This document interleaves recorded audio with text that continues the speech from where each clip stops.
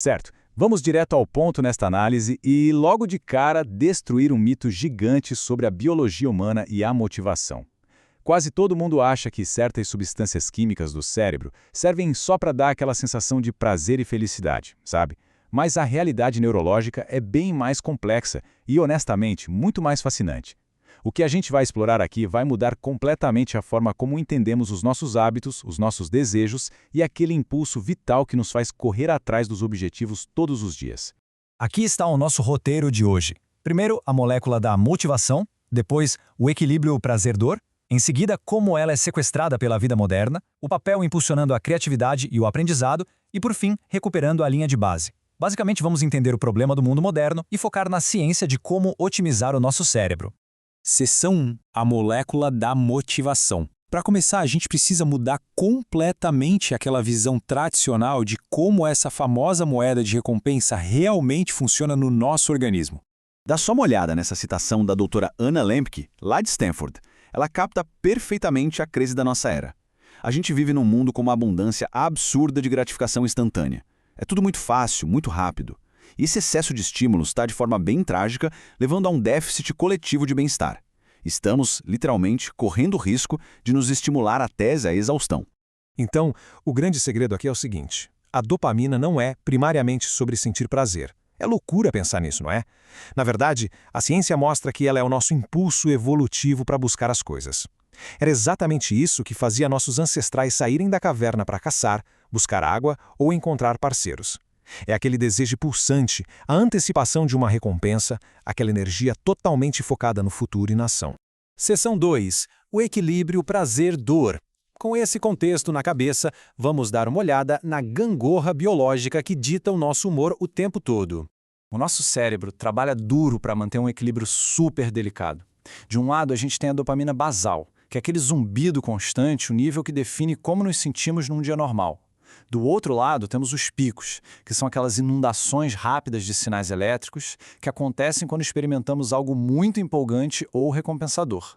E a matemática da coisa é de cair o queixo. Comer um pedaço de chocolate multiplica o nível basal em 1,5 vezes. A busca por reprodução dobra essa quantidade. Agora, substâncias pesadas, como as anfetaminas, elas multiplicam os níveis em 10 vezes. É um verdadeiro tsunami químico que causa uma resposta absolutamente esmagadora e antinatural no corpo. Mas olha só que interessante. A biologia tem uma regra de ouro implacável. Sempre que essa gangorra pende muito para o lado do prazer extremo, o cérebro tenta se defender para manter a homeostase, empurrando a gangorra para o lado oposto e produzindo dor. E aqui está o pulo do gato. Quando o estímulo acaba, o nível não volta apenas ao normal. Ele despenca abaixo daquela linha de base original, deixando um vazio, aquela sensação aguda de tédio ou desmotivação. Seção 3. Sequestrada pela vida moderna. Agora as coisas começam a fazer sentido quando olhamos para o caos do consumo digital e vemos por que ele suga tanta energia.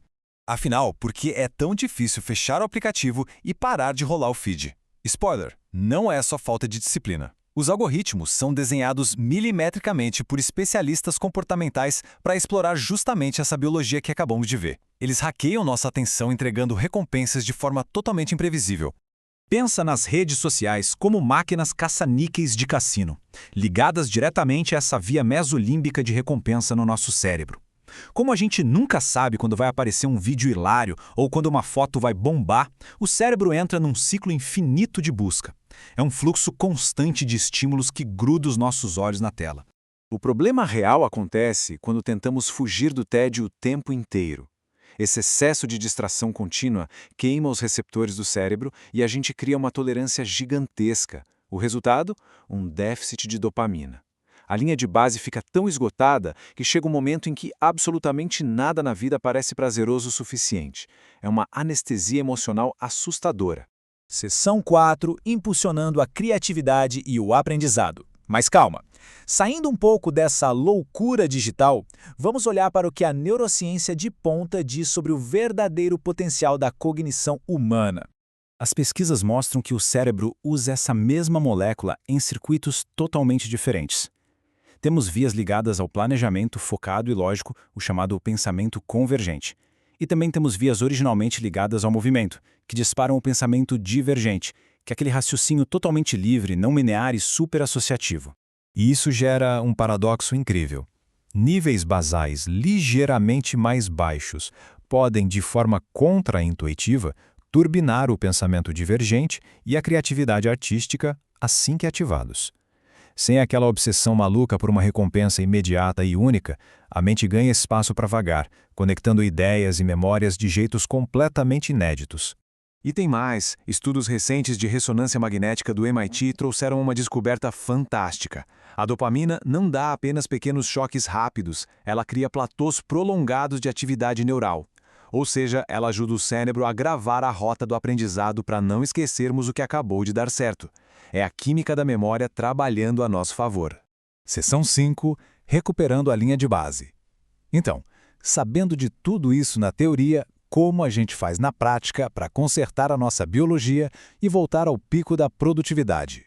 Os especialistas de clínicas comportamentais são muito claros. Depender apenas da força de vontade é pedir para falhar. A estratégia de ouro é a autovinculação. Basicamente, criar barreiras duras quando a mente está lúcida para se proteger de tentações futuras. Apagar aplicativos, definir limites rígidos de tempo ou remover os gatilhos do ambiente são táticas indispensáveis para dar o respiro que os nervos precisam para se regenerarem de verdade. Uma outra tática absurdamente poderosa usa aquela gangorra de prazer e dor direto ao nosso favor.